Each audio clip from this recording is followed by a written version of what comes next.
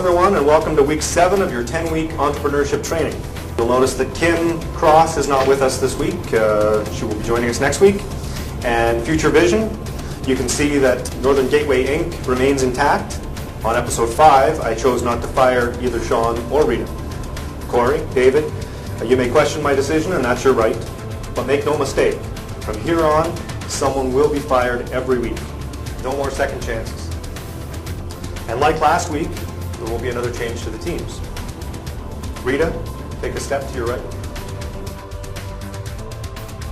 David, take a step to your left. Look at one another. You'll see that the teams Northern Gateway Inc. and Future Vision Inc. have hereby been dissolved. It is now every man or woman for themselves. There are no more project managers. You won't have other team members to blame. You'll be solely responsible for your own success or failure. Starting now, it's a whole new game. Now, let's get to the challenge. Today, we have a very different task from the others you've performed. I assume that you've all gotten to know each other over the past 6 weeks. Now, you'll have the opportunity to show just how much you've learned about each other. In business, it's important to be perceptive about your customers and your competitors. Today, we're going to play a game I call Dilemma. Here are the rules. Each of you will answer 3 questions that demonstrate your beliefs, ethics, and values on topics ranging from money to friendship to death. When one contestant answers a question for which they receive no points, the others will predict what they think the person's answer will be. A correct prediction receives 1 point. An incorrect prediction receives nothing. After points are tallied, players will offer their opinion on the given topic. We will proceed until 12 questions have been asked.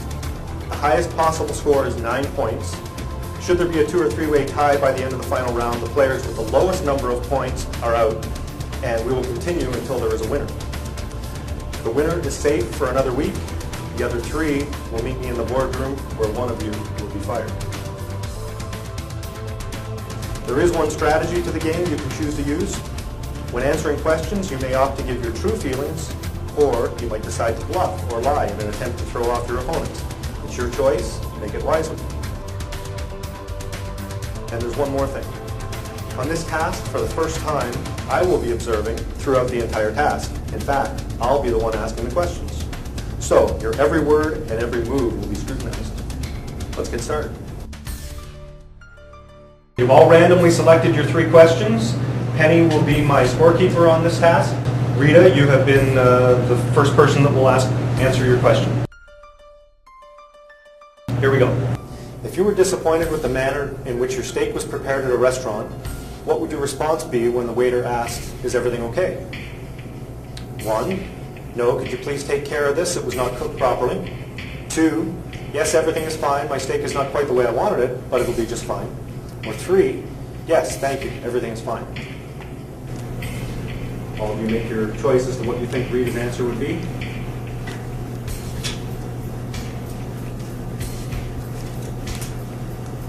I think Rita's probably the least I have to worry about as far as answering questions. On the second task we did, she had a little interview and she said that she had to be true to herself and be straightforward and tell the truth. She wasn't going to make stuff up and lie. So kind of what I think is probably what I'm best going to have to go with. Okay, Rita? I'll pick number 2. Only because when it goes to restaurants, people, they're rushing. If it goes to the point that it's extremely bad, to the point that I did not want it, then yes, I would go back and tell him. But if it's bearable and it's semi-cooked, then why not just go in and eat it, enjoy it.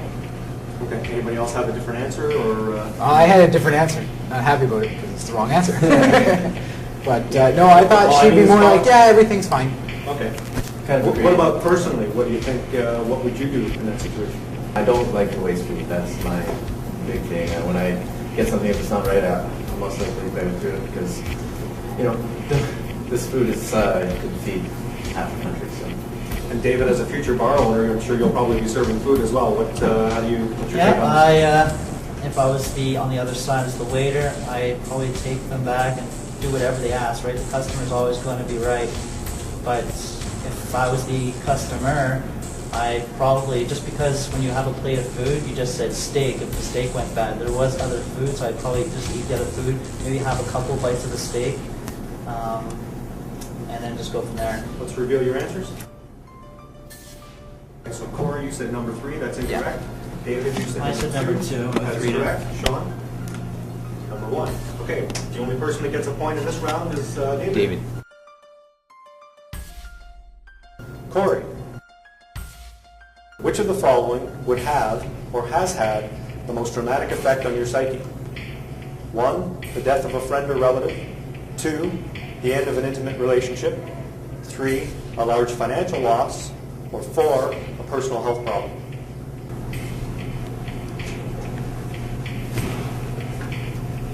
Okay, Corey has his answer.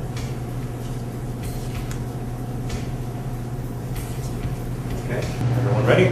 Mine would probably be number 2, the end to a relationship. My very first girlfriend, I was together with her for 2 years, and I was somewhat of a doormat, and she ended up cheating on me, and she told me, and that's why we broke up. And from that point on, I kind of decided, okay, you know what, I don't care what anybody thinks anymore. I'm just going to be happy for myself and do what makes me happy, be down with everybody else. Being a doormat would be when she cheats on you and then you stay with her. Reveal your answers, please. 2. I chose 4. Hold it up. Only Rita scores a point on that one. You know me.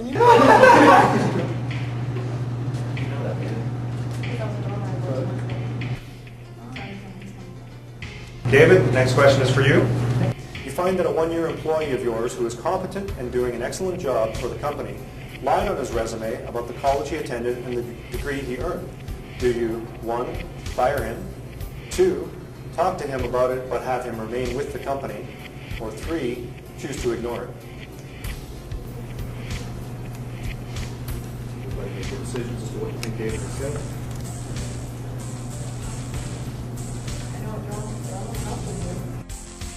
David, do you have your answer? Yep, I do. Okay. Number 2, give them a chance to talk about it. So everyone deserves a chance to explain themselves. I am not very appreciative that he lied if I was the employer, but it could deserve an explanation because he has worked very sufficiently within the company. Very good. Anybody else have a... Yeah! Only Corey scores a point on that one. Rita and Sean, why did you think that David would fire him? The only reason would be because if he lied about the degree and he lied about the college that he went to, even though they did prove themselves maybe after, and I could see why he would go with number 2 and talk about it, but if he lied about that, what else has he lied about in regards to business-wise? And do you really want somebody like that to be trusted in regards to your business? Especially in your type of business where they may be handling money, large sums of money. Definitely. Sean? Kind of the same thing? I had just a sense of David as being like very just straight edged, not like very honest, and like, you know, the books are the books, and like, you know, there's regulation, there's way things should be done. I just figured that this would be something he would frown on. Sean, you were recently in an industrial accident in which you lost the upper part of your ring finger just below the nail.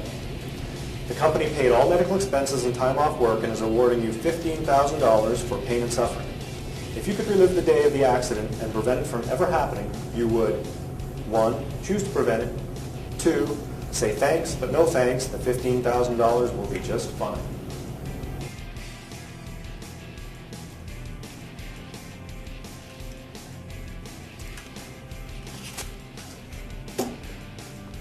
Sean, what would you do? Number 1 or number 2?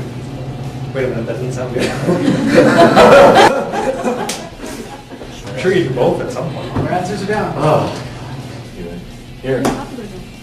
I would prevent it. I have no way would I like to lose any of my limbs in my life. I'm very happy and attached to everything that I have. You know, so I'd like to. I should have said 2 because I know you probably all wrote 1, but I'm a nice guy, and I owe you all 1 because I was a cheater in another one. So, all right, so there's my answer. I actually went with the opposite. I thought you actually wanted to take the money and Really? take the $15,000, even though you didn't lose a finger. I said 1. So we have a point for Rita and for Corey. You're As an welcome. actor, you need all your Yeah, digits. that's a little obvious. I had 2 down there. Did you see? I switched my card. I knew what you would do personally, but I also knew that you weren't above right now what you think everybody didn't think you were going to Yeah, say, so that's right, I it was a hard one. Does anybody feel differently? Would anybody take the money and run? No, I like my it's money. fingers. It's Yeah. not always what you need. Is it the amount of money? What if it was $1 million for the end of your finger? It doesn't matter. Supposed to 15,000. Well, that's a lot more money. That would certainly change things. Yeah. I don't know, for $1 million, I'd probably lose the tip. Of your finger? It's your wedding finger. Right? Yeah, but you wear a ring way down here, not way up at the tip.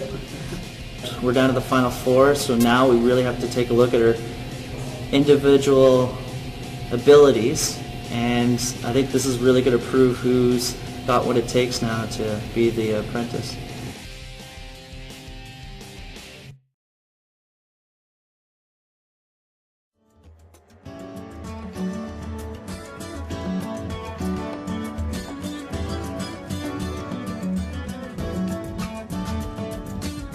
Rita, you are the winner of a state lottery. You will receive $50,000 a year after taxes for the next 20 years. You would probably, 1, continue your present employment, 2, quit your present job immediately to look for more pleasurable employment, 3, quit your present job immediately, take several months off, and look for an enjoyable job, or 4, retire.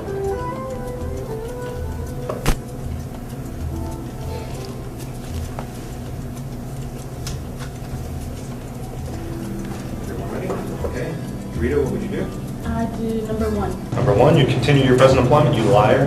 No, I wouldn't. Everybody says that, and it's Seriously, I would. I've always said that if I won the lottery, no matter how much it was, the money that I would win would not go towards me, it would go towards my family, and basically pay out any debts, buy anything that they would like, and then the remaining would be to me. So I continue my employment. okay. Reveal your answers, please. Well, guys, looks like we all agree. Yeah. I thought that we all agree with number 3. We all should talk Rita more. How come nobody said, well, she would take the money and she'd start her business? Well, that's why I said the thing. I thought she'd take like some time off and take a And break, find a and job then that is- quit at Teletech and work on starting up on helping to start her own business, and she'd leave Teletech. We think high hopes for you. I have high hopes.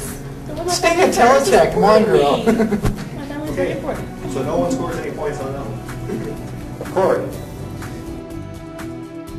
The victim of an incurable, debilitating disease asks a friend to help him put him out of his misery. The victim leaves a suicide note stating his wish to die. It is an apparent suicide, but the police discover that the victim's friend supplied the necessary help. If you could make the laws applying to this, you would 1, treat it as a suicide and allow the friend to be free and clear of all criminal charges, or 2, enact laws specifically restricting suicide aid. Only 2 choices on this one. You have a 50-50 chance of getting it right.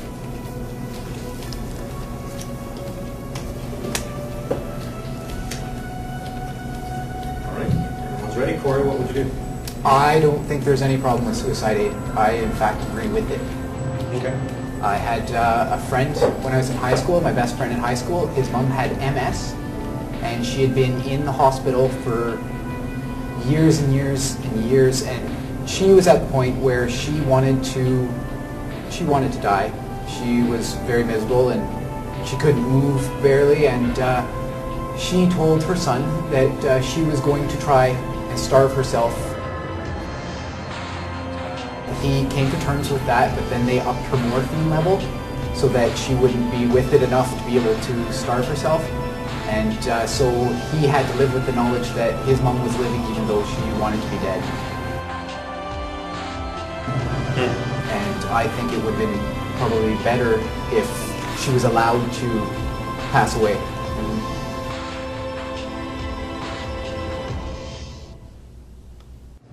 What did you think Corey would say?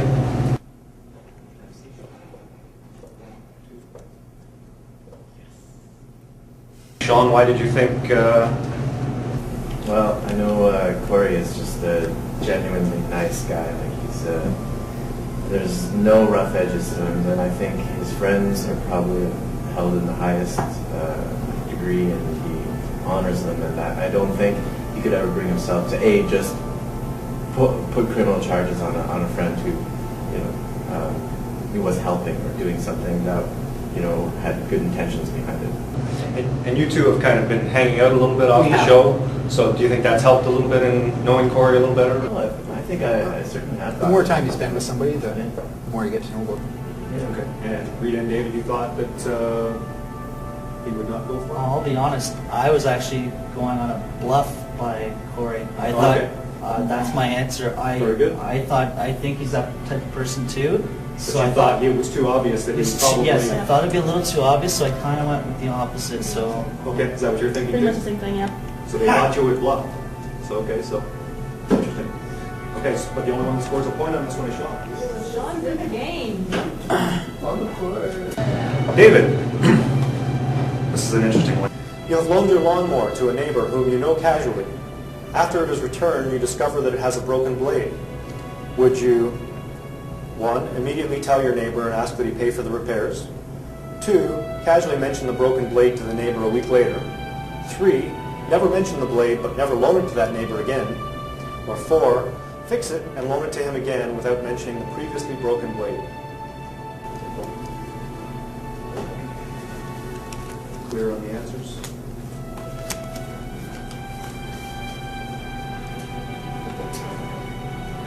David, what's your answer? 1, 2, 3, or 4? hopefully you guys like this bluff maybe, but I'm going with number 4. Number 4. Yeah. Fix it and loan them to him again without mentioning it. Yeah. So that is not what you would really That's do. not what I would really do. What would But you really this is do? a competition right now.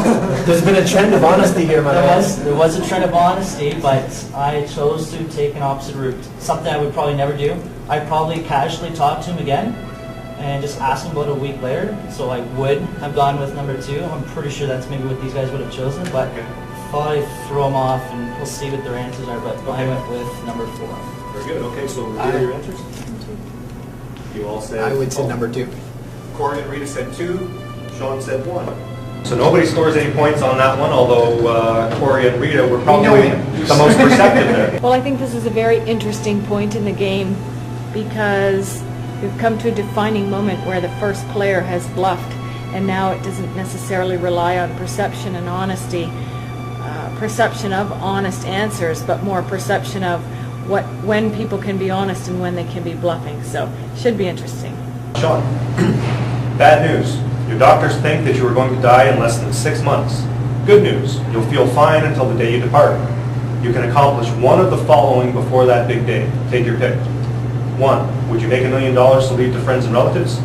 2. Take a flight around the Earth on the NASA space shuttle? 3.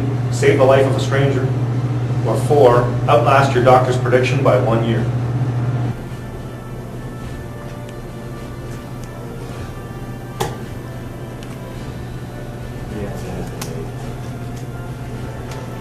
I don't think I like this answer.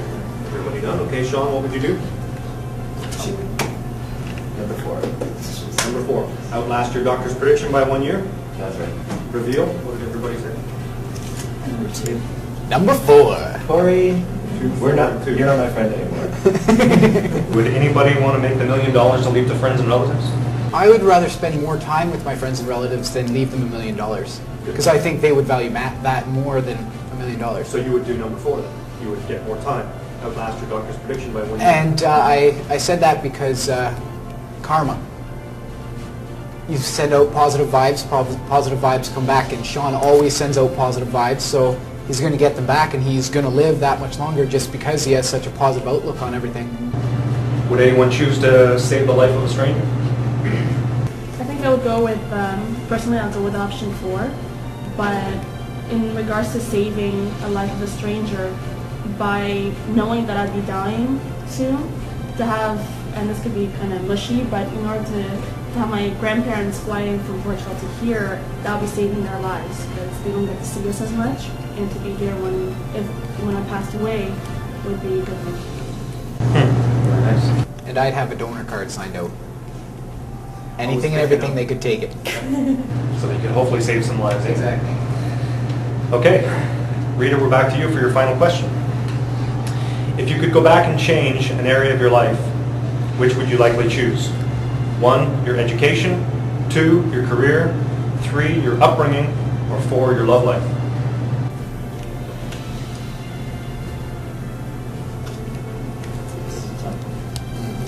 This is very tough one.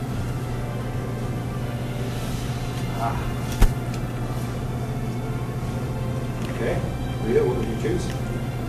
Okay, this would not be the one I would actually choose, Okay. but So you're bluffing. I'm bluffing on this one. Bluffs. Okay. But I would pick number 3. My Upbringing. upbringing.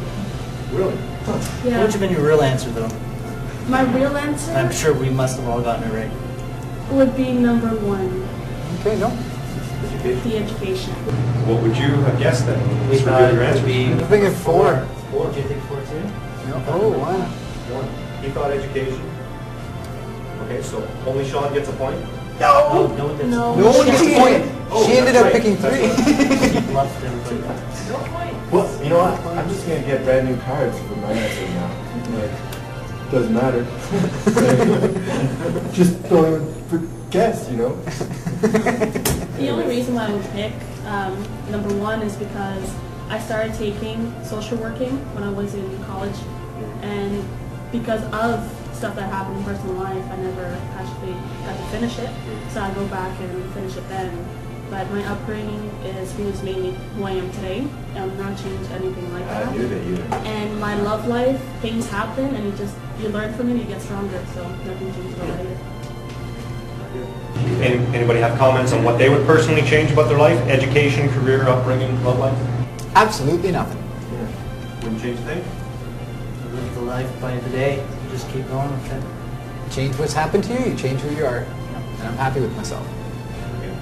And that brings us to you, Corey. A large national union is on strike for higher wages and benefits. Workers are picketing your favorite grocery store and asking that no one shop at the store. Your reaction is which of the following? 1, you support the striking workers and stay away from the store during the strike. 2, you're ambivalent about the strike but avoid the store for purely practical reasons. Or 3, you shop at the store in spite of the strike and the pickets. So to know that it's his favorite store.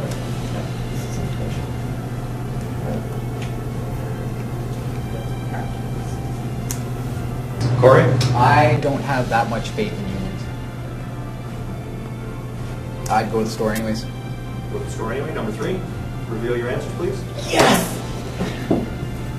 What did you guess, Rita? 3. I also guessed number 3. Oh, heavy score here. I just went like this. I just shuffled the cards. I thought that's what you. I kind of thought that's what you would be thinking. So far we've got Corey with 3 points, David with 2 points, Rita with 3 points, and Sean with 2 points. My biggest competitor so far, I think, is Corey.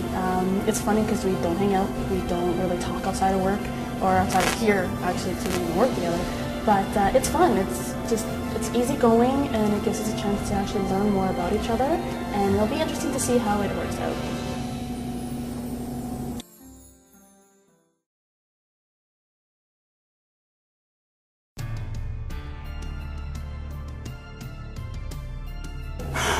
Well, I like how this game is going.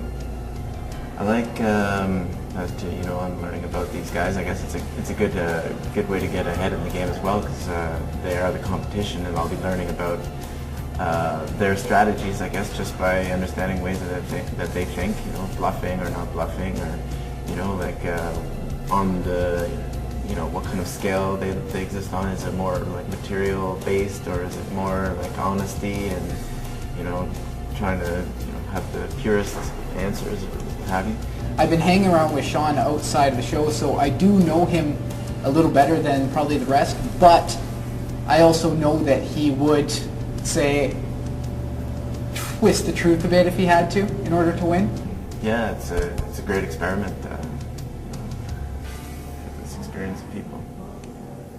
Okay, David. You're on a camping trip. Not having a good place to put your cash, you hide it in a nearby tree. On the last day of your trip, you pack your things, hike a mile to your car, and leave for home. Not until you were 60 miles from the campsite do you remember the cash. The least amount you would go back for is 1, $10, 2, $50, 3, $100, Or 4, $200.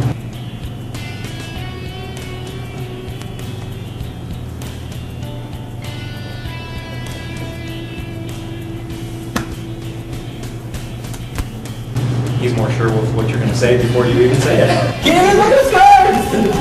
Pick one! Are you serious? I am serious. I just went in the blind. Totally in the blind. Could be the answer. Yes. What do you But do you have a real I answer? have a real answer. Okay. Yeah. Okay, well, Well, that sucks. I thought I needed to catch up, and this is my only way to just do it in the blind. He saw that though. it's a good strategy. Okay, or it could be. I'll tell you what my right answer is. I'd go back for $100, the least amount. Okay. So what, 3 I think it was? Yes. Okay, that's number 3. probably- And I don't know what I chose, guys. I just well, went in the blind, so yeah, I we know. went with number 1. I'm Okay. sure. Dang it! Did you go with number 1? So, Corey thought you were a little cheaper than the other. Well, just enough to cover my gas to get back, so I make a little bit of money you on guys it. number 3 as well. So you guys do number 3. Oh, I just picked the guy. It doesn't matter. I was shuffled down to the first Sorry, line. that had to throw you another curveball. So again, we have no points for that one. Then we're down to the last question. This is getting very interesting because Corey and Rita can't lose, I could tie. but I can pull ahead from you, so you can still lose. Two can't pull We're still ahead. gonna have to. if you don't score on this one, we'll stop it. And let's say nobody would score, we'd have to do a tiebreaker. The way it goes, I've lost. You can make Okay. one of these guys. Sean. Oh, this is perfect. I'm glad this came up for you because it's true. Uh-oh, uh-oh. Well, sort of. You and a good friend are waiters at the same restaurant. He informs you that he is stealing between $15 and $20 per night from the restaurant. Do you, 1, inform the restaurant management immediately? 2, tell him that you will inform the restaurant management unless he stops? 3, tell him that he must resign or you will tell the management? Or 4, allow the stealing to continue without informing management? 1, 2, 3, or 4. He's messing with the song. I think he's messing with us too. I'm blocking all the signals and make have something. I am gonna go with the total guess because I think you're gonna try and bluff out the rest of us now. It's already tied. Hopefully this is it. I think he's a good man, and he's already lost, so he's not going to bring us down with him. And he is. What does it say? 1. Damn. That's Is that your real answer, Sean? No. What is your real answer? My real answer is I would talk to the guy and tell him to fess up, to take care of his own affairs, or else I would probably take action. Which was number 2. Number 2. So we know you. So poo you. But we also know you lie, so it was a hard one. I only lie because I'm You want to win? I haven't lied yet. I told the truth on every single question. So we've got. But it only nobody got to a any tie. points on that, right? No. Tie for the winning. Okay. You haven't won yet. That means.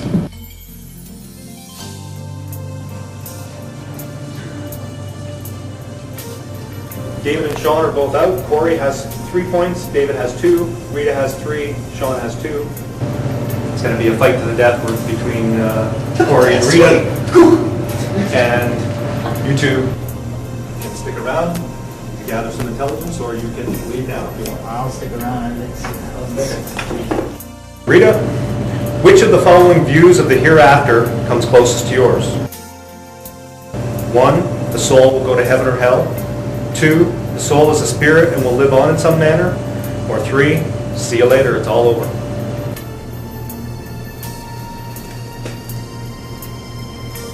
It sucks. I try not to talk religion.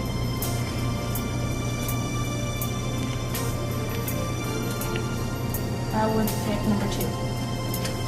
2, soul is a spirit will live on in some manner. I said Corey, number 1. reveal. Said number 1. You said number 1. I think that if you die, it always comes back in some point or some form. And I hope that's what happens, so that's what I stick with. So no point for Corey. I make it a policy not to talk religion too often because I'm not quite agnostic, but pretty close. So I just try not to get too, because a lot of people are very, very heated about it. So I try to avoid it. This is a little kind of a fun one. Which of the following acts, if performed by your young child in a public place, would you find least embarrassing? 1, picking his nose. 2, belching loudly. 3, breaking wind. Or 4, swearing loudly. Which one would you find least embarrassing? Least embarrassing?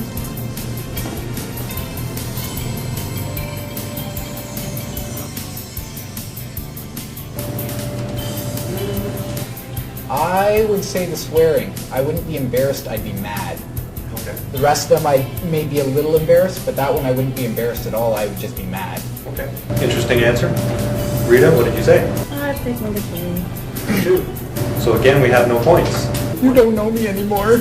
Okay, we still have a tie, so what we'll do at this point is we'll have David come back in, and I'm going to ask you, David, a question to which Corey and Rita will give the answer. Sounds good. This is interesting. I wouldn't marry someone who didn't have 1, an above average physical appearance, 2, intelligence and a sense of humor, 3, a belief in God, or 4, a reasonably comfortable financial position.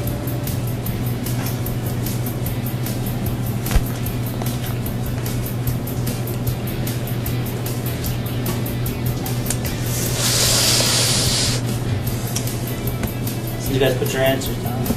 My answer's down. Okay, David. I answer this very quickly because very unfortunate because this actually happened in my life and it actually kind of devastated me for a while. So I really, really struggled and I basically learned from that relationship. But it's gonna have to be someone who's financially stable, simply because the person I was with actually took me for $16,000. She just milked that all out of me. So I struggled real hard to get out of that debt, and I'll never make that mistake again. So I really went with the truth answer, and that's the first thing I'd look for now. Very good. Not the answer I would have expected, actually. No. Nor from I. 2. Oh, sorry. I also thought 2. What was 2 again? Intelligence and a sense of humor. Intelligence, sense of humor. Okay, we still have no points. Now we'll bring Sean in and I'll ask you a question to which Corey and Rita will answer.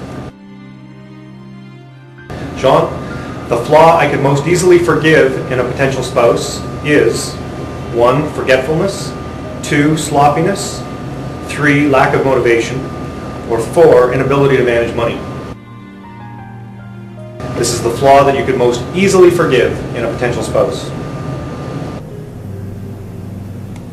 What were the answers again? 1, forgetfulness, 2, sloppiness, 3, lack of motivation, or 4, inability to manage money.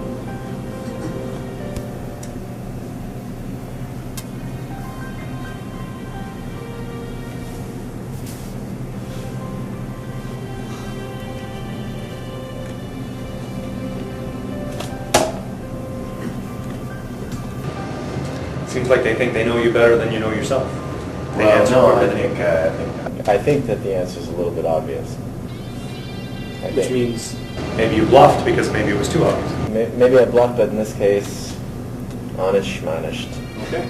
What was your answer? Schmanished. Number 1, forgetfulness. I also chose number 1, forgetfulness. Number 1. Yes! I was going with number 2 though. I'm like, no. I was going to pick 3 because he was trying to give you the heads up. So we have a point for Corey and for Rita, so now we've got to change the board. So now I'm going to ask, the way we'll work it now is I'm going to ask one question of both of you.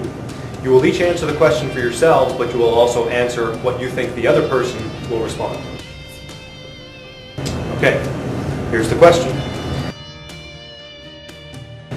You were told by a reliable source that a good friend has been making slanderous comments about you. You would, 1, confront your friend immediately, 2, ignore the comments and continue the friendship, or 3, snub your friend until he or she inquires about your mood change.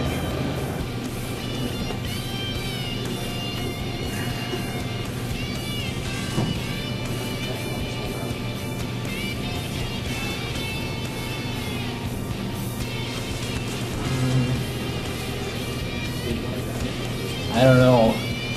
I don't know you that well. I'm gonna have to piss you off to figure that one out. Come here with something about Rita? It's bad stuff. Yeah. What would you do? Rita, you first. What would be your answer for yourself? What I would do is, number one, confront them and ask them why they're talking about what they're talking about, and find out how we can fix that. That's what I would. Corey, what did you say she would do? I said she would confront them! All right, we got a point for Corey. What did I say? What did I say? And Corey, what would you do? I do the exact same thing. I'm not a big fan of rumors, and so if I hear something going around, I'll usually confront the source and say, where did you hear this from, or why are you saying it? So I would also confront the source. Okay. Rita? I thought he would bluff on this one, so I gotta give you credit for that. I'm picking the 3 for him. Okay. So we have a winner. Corey is the winner. Happy dance.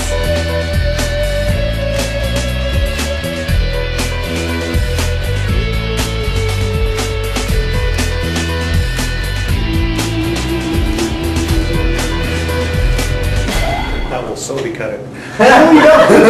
That's the happy dance. So Corey was the winner on this task. Rita, Sean, David, you will all meet me in the boardroom tomorrow, where one of you will be fighting.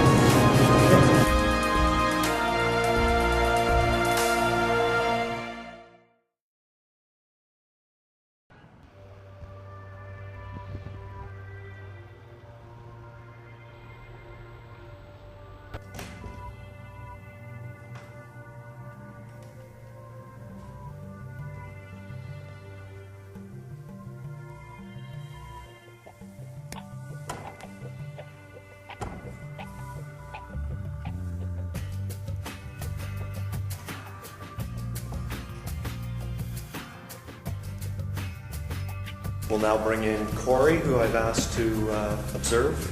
That's kind of his reward for winning yesterday's task. Corey? Have a seat there. Corey, you won't say anything, you'll just observe, and then at the end I'll give you a chance to rebut some of the things that have been said. First of all, I wanted to ask each one of you, how long have you been planning to do this business? Like, when did you first get the idea? I first had basically just a dream as a kid, just owning a bar, owning something. That conjures up a really funny image. Why does a kid dream about owning a bar? Because Your parents alcoholics or something? well, they're not alcoholics, but just owning like a venue hall, stuff to do. This wasn't. I'm from a small town, so it wasn't a lot of events for me as a kid, teenager.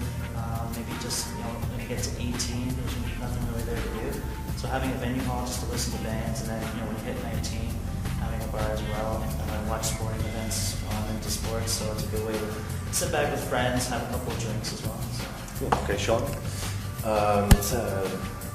It started for me when I was in theater school. I had images of doing creative theater, actually just by myself, kind of on a stage, just letting creative impulses kind of run the act or whatever. How many years ago was that? That was about 5 years ago. And then I came to North Bay and I started directing lots and lots of theater, and I realized that I really liked working with people like that, so I wanted to try and incorporate the creative impulse idea into like a group of people.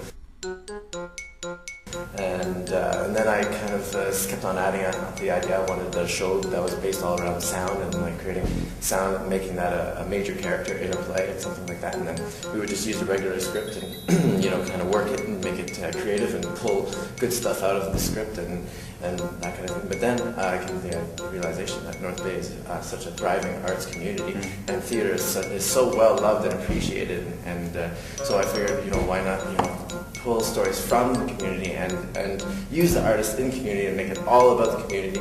And I think that would create what I believe will be Nexus Theater. Okay. So your answer was 5 years ago?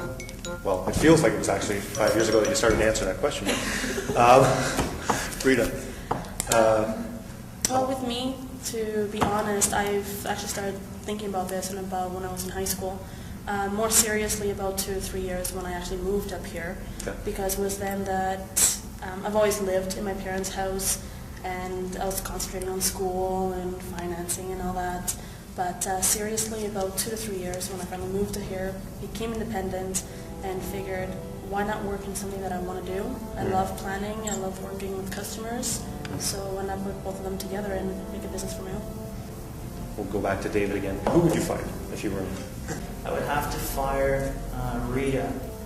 If you're looking at past tasks, including this one as well, she is actually only one task, and coincidence maybe, but She was the project manager on that. And she was the project manager, so that's kind of good in her case, but It's maybe they just couldn't do it. Like, It's interesting you brought that up because I've got the track records from everybody here, and Rita, unfortunately, yeah, you do have the worst track record.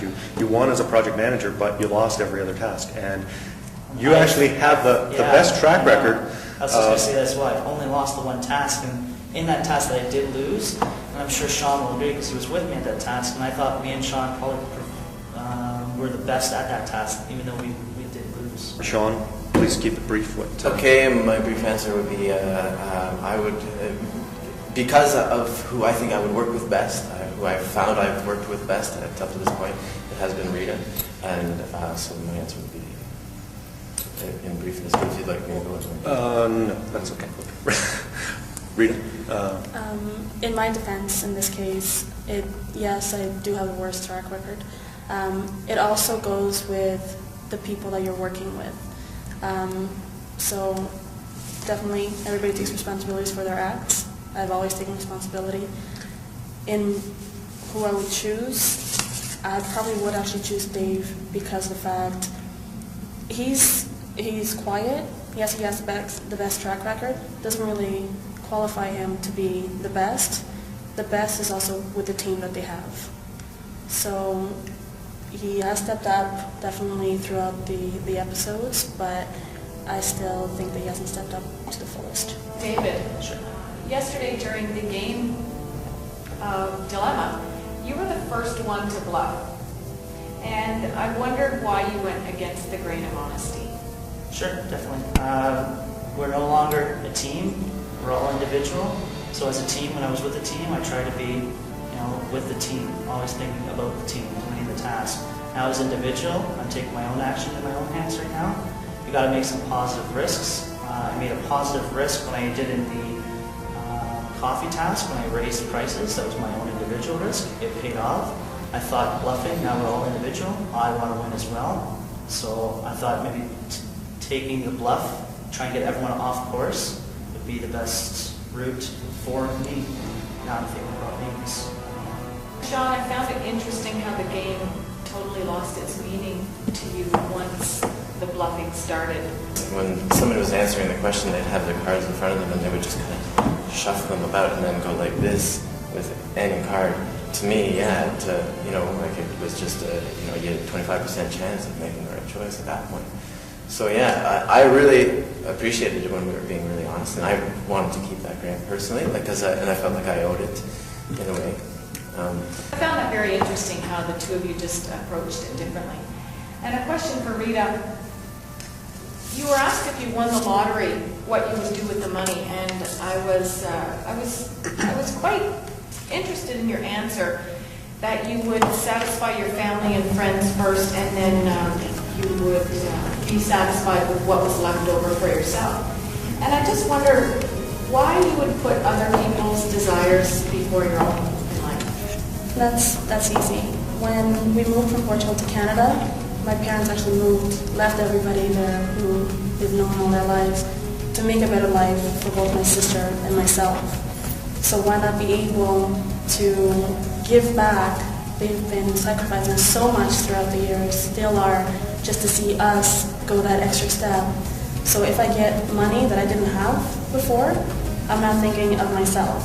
Yes, I want to do the business, yes, I have my goals, but why not give extra to my family who's always been there for me, who work hard to be there for my sister and myself, and make them happy, and make them enjoy the rest of their lives, and then concentrate on me, which I still have enough time to get whatever I want.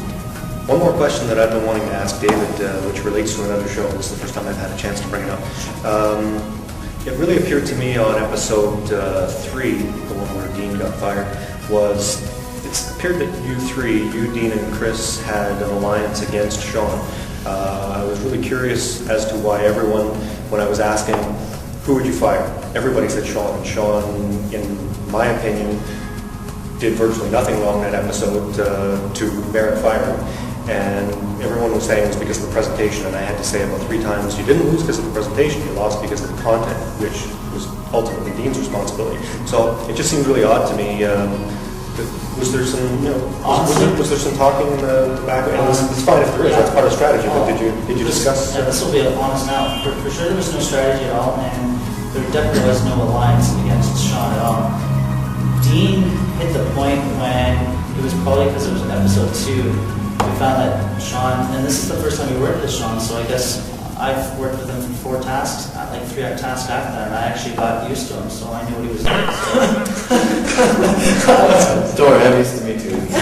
So, maybe it was the fact that none of us were maybe used to that type of, I've never probably been around that individual who's been out that boy who likes to bring millions of ideas, and I think when Dean said we were kind of like not paying attention to, like, we were kind of going off track of it, and that was something that was brought up too, that we got off track of it a while. And that's, and then remember we said we have 45 minutes, what did we do with those 45 minutes? Yeah. So I was thinking, maybe that's what Dean was going after, and that's what kind of I was going after too, but after that, episode 4, and then the 5th one as well, like, working with Sean was just unbelievable. Like, So do you think I made the wrong decision then? Should Sean have gone on that episode, or should it be Dean? no, it should have been Dean. Sent Corey an email last night asking him to rate each one of you, not on books or anything like that. Y'all got zeros. That's supposed to say anything. Okay, Rita, we'll start with you. He said, very organized, works well with a group, didn't get the leader feel when she was project manager, although her organization and ideas did contribute to our success when she was project manager. I asked for strengths and weaknesses, by the way, so one of her weaknesses could be that she may need to take more of a leader role. She has a lot of intelligence to bring to the table, and she's determined and organized. Her business is very plausible, low startup, and there is the market out there for it. The one task you won, you were the project manager, but do you really feel that you did all the, were you the one that brought that home, made them win? No, in that particular episode, I was hardly there with the team. I was always out, and so, yeah, I didn't feel like I took the leadership role that I should have had. Even throughout life, I haven't had the opportunity to take that particular leadership role. I do easily, I guess, let other people, voices, and people's leadership overtake me. And that's one of the goals and one of the things I actually want to work on, so that when I do open my business, then I can tell whoever is kind of overstepping to, okay, back off. David? Corey said, I only did one task with David, but even though he was project manager in name, I felt that I took the role from him in actuality. Time restraints made us have to move fast, and although he is very intelligent, I felt that he liked to think things over, which is a great characteristic at times, but when you're rushed, it can hinder you. Don't get me wrong, I'm not saying that I won the task alone. He contributed a lot, but at the end, it seemed like I had more of the final say than he did. Also, his business idea, while a good one, is much riskier than the other 3 of us contestants' ideas. Food service, restaurants, bars, have a very high fail rate and thus usually need to be financially backed privately. I went to school for culinary, and so I know this from an educated standpoint. How do you feel about that? I feel, yeah, it is risk, and I've seen a couple of businesses shut down because of that. I used to really enjoy Apprentice, and that place closed down. However, like I said earlier, I've been taking risks in each task just to try and prove to you, and I'm proving it to myself that, yeah, I can do this, I can handle it. I know there's a risk of going into bankruptcy or even much debt, but it's something that I dream of. If you feel like you want to shoot for something, I go for it. Like, there's a saying, if you have one shot, just one opportunity to seize everything you ever wanted, like, you just capture it, just let it slip, and just not to let it slip away. How do you feel about what he said that you tend to want to think things over maybe a little too much, not being... Oh, I like to be very focused. I like to make sure that always the final product is secure. Like, I always want to make sure there's no room for error. So yeah, when I wanted to read things over, I want to make sure there's no spelling mistakes. I know that can be time constraints, but that's very important, especially in an advertisement. So. You actually had a spelling mistake in your advertisement. Wow. They didn't, but you did. Oh. Now, Sean. Corey said this about you. and you guys are buddies outside work. To be honest, Sean worries me the most. He's got the gusto and the intelligence and that characteristic that just brings you into his world. I've hung out with Sean outside the show, but have not worked with him in a competition. From the outside, you can see his enthusiasm and joie de vivre. His weaknesses are hard to see from the outside, but I've heard he can be a little indecisive. Because of all the enthusiasm he has, he jumps from idea to idea and needs to be grounded to take advantage of everything else he brings to the table. Also, his business idea is unique and would probably have a reasonably low startup cost. Now, and also to be fair, this is the final comment that he put in. He said, if I had it in me, I would make up more bad stuff about them, but they, is that implying that you made up bad stuff about them? Well, no, but but they are a great bunch of people, and I don't envy your position tomorrow. Well, I guess indecisive. Should I take that as a yes?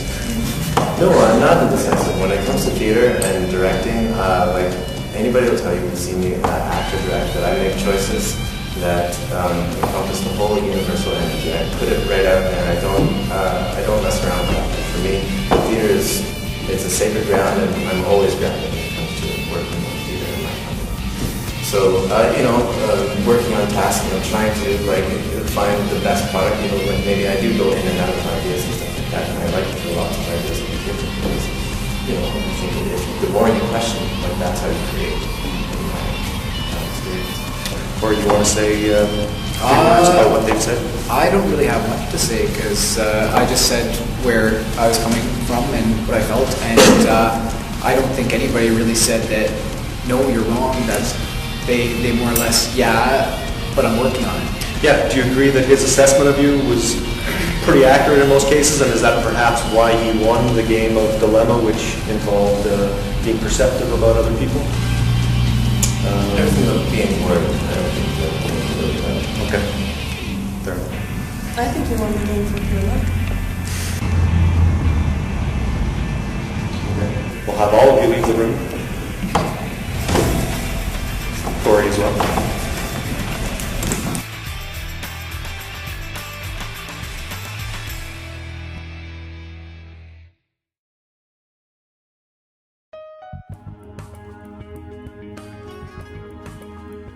Okay, Benny, so what do you think?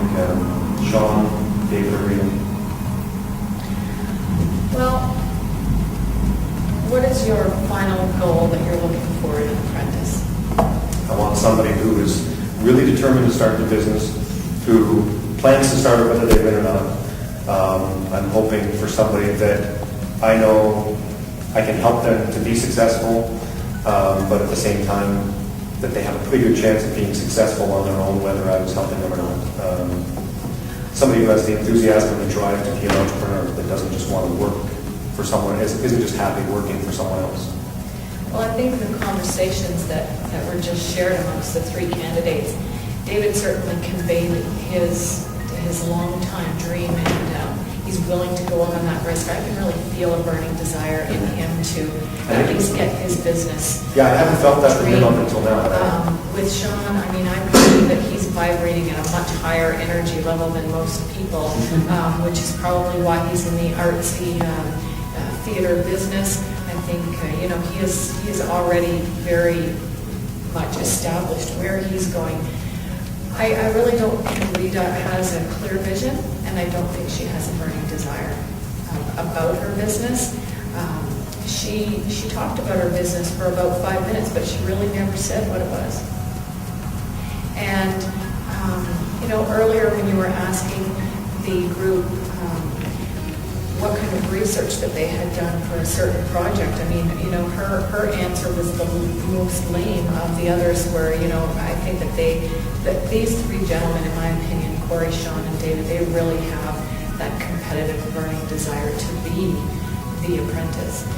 And I also believe that they've got great foundation of skills and desire and intent to be successful with their own projects. We'll see what happens.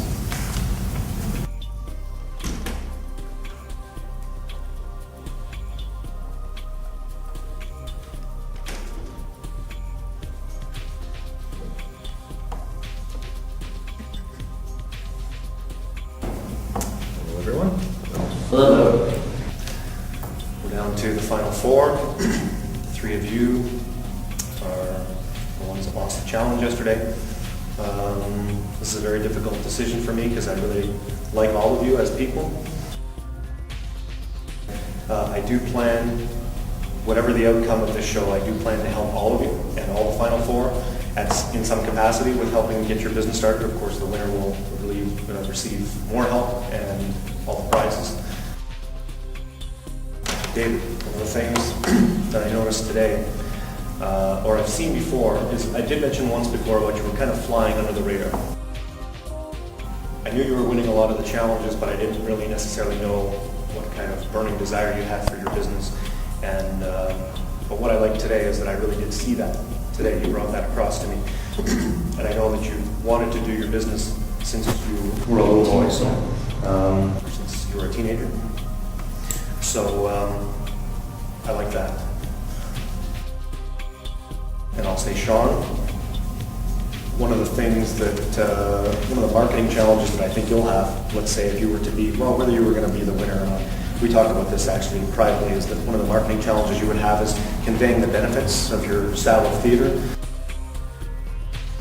You yourself have a little bit of a trouble in explaining exactly what it is and how it works, and I know that that will be a big marketing challenge in trying to convey that across. And because the big thing that people want is they want to know what's in it for me, they want to know what the final benefit is, and that needs to be conveyed in your advertising and in all your marketing messages. And Rita, you actually, of all the final four, are the one that I think, because your marketing is service essentially, and my business is a service, so I feel like I would probably be able to help you the most. And I think you'd have the easiest time marketing your business, and I do think there is a market for your business. So that's why it's very tough to know exactly what to do here. Discussing with Penny and thought about some things, and one of the things, Rita, that did concern me though about your answers yesterday is you mentioned two things in your answers. Nobody else, I didn't really have any concerns about their ethics or anything like that, but Rita mentioned two things that I was concerned about. One, the fact that you continue with your present employment at Teletech, if you were to win a lottery or what have you. You know, it's very nice. I like the fact that you're going to give some money to your family and all that, but I would have expected to hear a little bit of an answer of, I'm going to take some of that money and put it into my business. So, you know, most entrepreneurs, most true entrepreneurs don't want to work for anybody else. They want to work for themselves. And so they have a burning passion to work for themselves, to not work for anybody else. And then the other thing is you mentioned too that if there was one thing you could change about your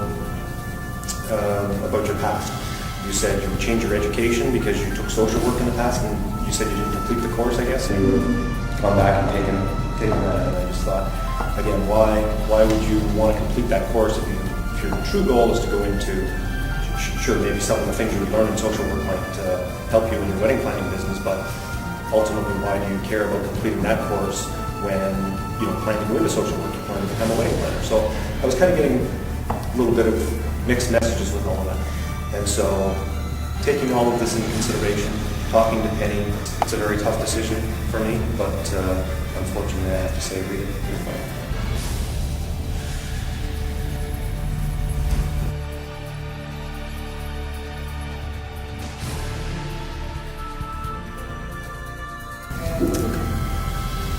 Okay, you can go.